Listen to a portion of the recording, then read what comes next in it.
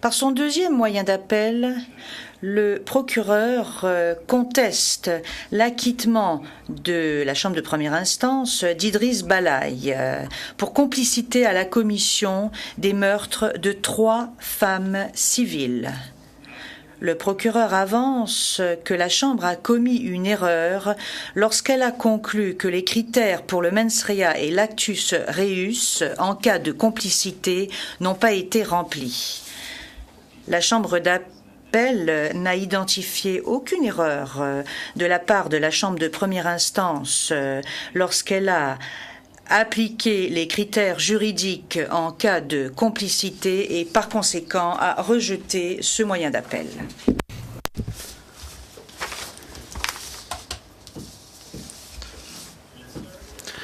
Dans son troisième moyen d'appel, l'accusation attaque les conclusions de la Chambre de première instance en ce qui concerne le viol, la torture et les traitements cruels infligés au témoin 61 et les traitements cruels infligés au témoin 1. L'accusation fait d'abord valoir que la Chambre de première instance a eu tort de ne pas déclarer Idriss Balaï coupable des faits de viol, traitement cruel et torture du témoin 61, au motif qu'il était manifestement déraisonnable que la Chambre de première instance acquitte Idriss Balaï après avoir conclu qu'il était l'homme connu sous le nom de Toguer. En raison des motifs exposés dans l'arrêt, la Chambre d'appel rejette l'argument de l'accusation et confirme l'acquittement de Idriss Balaï en ce qui concerne ce chef d'accusation. Dans son troisième moyen d'appel, l'accusation invoque également une erreur de droit de la part de la Chambre de première instance pour avoir conclu que le fait que des soldats de l'UÇK ont jeté le témoin 1 dans un puits n'était pas constitutif de traitement cruel, car, de l'avis de l'accusation, cet acte constitue une atteinte grave à la dignité humaine du témoin 1.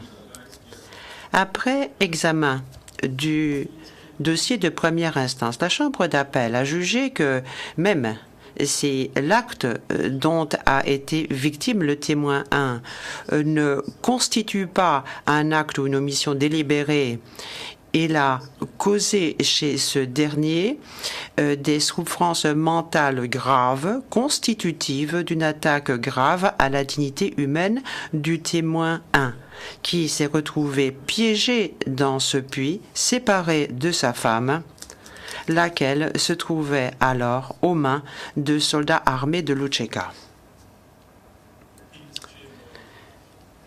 Par conséquent, la Chambre d'appel accueille en partie ce moyen d'appel de l'accusation et infirme la conclusion de la Chambre de première instance selon laquelle le traitement subi par le témoin 1 n'est pas constitutif de traitement cruel. Cependant, bien que l'accusation ait apporté la preuve de traitement cruel infligé par des soldats de l'UÇK au témoin 1, elle n'a pas prouvé la responsabilité de Idriss Balaï au titre d'une des formes de responsabilité retenues par l'accusation dans l'acte d'accusation. La Chambre d'appel confirme dès lors l'acquittement de Idriss Balaï en ce qui concerne ce chef d'accusation. Passons maintenant à l'examen des 19 moyens d'appel présentés par Lahi Brahimaj, par lesquels il demande à la Chambre d'appel d'annuler les déclarations de culpabilité prononcées à son encontre pour torture et traitement cruel du témoin 6 et du témoin 3, et par lesquels il conteste la peine qui lui a été imposée. Dans ses premiers et seconds moyens d'appel, Lahi Brahimaj affirme que la Chambre de première instance a commis de multiples erreurs lorsqu'elle a conclu à sa responsabilité pour torture infligée au témoin 6. En raison des motifs énoncés dans l'arrêt, la Chambre d'appel rejette ces deux moyens.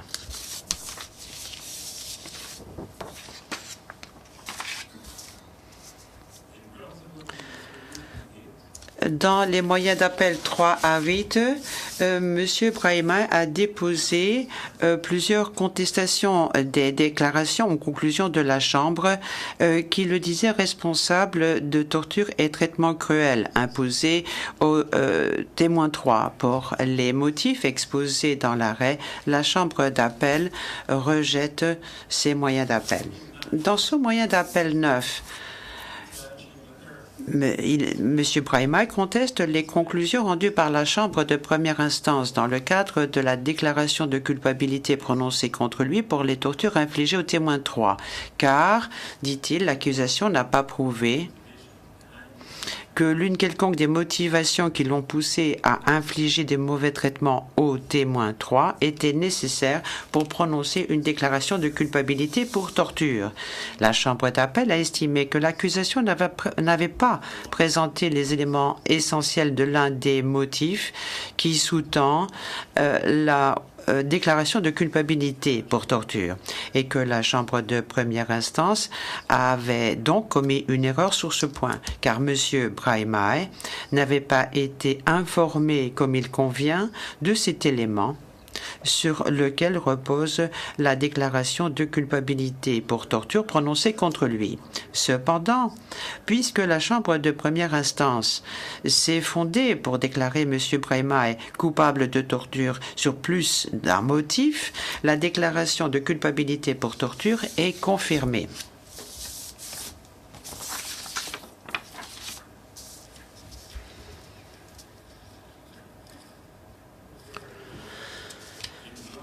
Dans les moyens d'appel 10 à 19 interjetés par M. Brahima,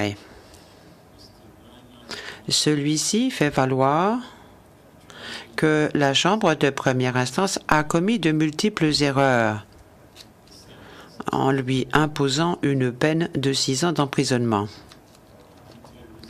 En raison des motifs circonstanciés énoncés dans l'arrêt, la Chambre d'appel rejette tous ces moyens d'appel et confirme la peine imposée à M. Brahima.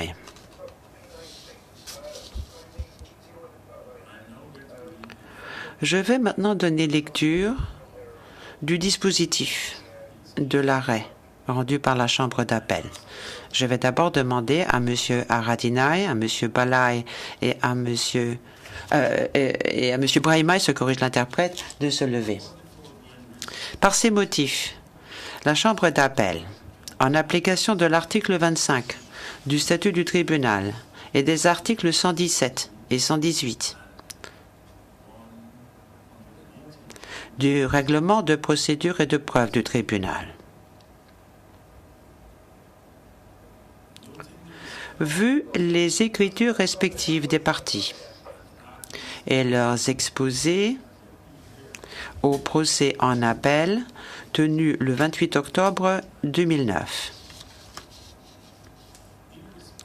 S'agissant de l'appel interjeté par l'accusation, la Chambre d'appel accueille le moyen d'appel 1, le juge Robinson exprimant une opinion décidante, et annule la décision de la Chambre de première instance qui a acquitté Ramush Haradinaj et Idriss Balaï d'avoir participé à une entreprise criminelle commune qui visait à commettre des crimes au QG de Lučeka et à la prison de Jablanica, charge qui avait été retenue aux chefs 24, 26, 28, 30, 32 et 34 de l'acte d'accusation. Annule la décision qui acquittait Lahi Brahima d'avoir participé à une entreprise criminelle commune qui visait à commettre des crimes au QG de Lučeka et à la prison de Jablanica, charge qui était retenue au chef d'accusation 24, 26, 30 et 34 de l'acte d'accusation. C. Annule la décision qui acquittait Ramush Haradinaj, Idriss Balaï et Lahi Brahima de leur responsabilité pénale individuelle au titre des chefs 24 et 34 de l'acte d'accusation. Et D. annule la décision qui acquittait Lahi Brahimaj de sa responsabilité pénale individuelle au titre du chef 26 de l'acte d'accusation. La Chambre d'appel ordonne que Ramush Haradinaj, Idriss Balaï et Lahi Brahimaj fassent l'objet d'un nouveau procès s'agissant de ces chefs d'accusation. La Chambre d'appel rejette le moyen d'appel 2 interjeté par l'accusation. La Chambre d'appel accueille en partie et rejette en partie le troisième moyen d'appel interjeté par l'accusation et confirme l'acquittement prononcé en ce qui concerne Idriss Balaï au titre du chef 37. S'agissant de l'appel interjeté par Lahi Brahimaj, la Chambre d'appel rejette les moyens 1 à 8 qu'il a interjetés, accueille en partie et rejette en partie le moyen d'appel 9 de M. Brahimaj et confirme sa déclaration de culpabilité au titre du chef 28 de l'acte d'accusation. La Chambre d'appel rejette les moyens d'appel interjetés par M. Brahimaj en ce qui concerne les moyens 10 à 19. La Chambre confirme la peine imposée à M. Brahimaj et en application de l'article 64 et de l'article 107 du règlement, la Chambre d'appel ordonne la mise en détention de M. Haradinaj, de M. Balaï et de M. Brahimaj et ordonne au commandant du quartier pénitentiaire de La Haye de les maintenir en détention jusqu'à nouvel ordre. Je joins une opinion partiellement dissidente à l'arrêt par rapport à la conclusion tirée par la majorité des juges d'appel. Celle-ci marque mon désaccord en ce qui concerne les conclusions tirées eu égard au premier moyen d'appel de l'accusation. Vous pouvez vous rasseoir. La Chambre d'appel lève ainsi la confidentialité du mandat d'arrêt décerné à l'encontre de M. Ramush Haradinaj le 19 juillet 2010. Des exemplaires de l'arrêt seront distribués aux parties à l'issue de l'audience. Et ceci met fin à la procédure d'appel. All rise. Veuillez vous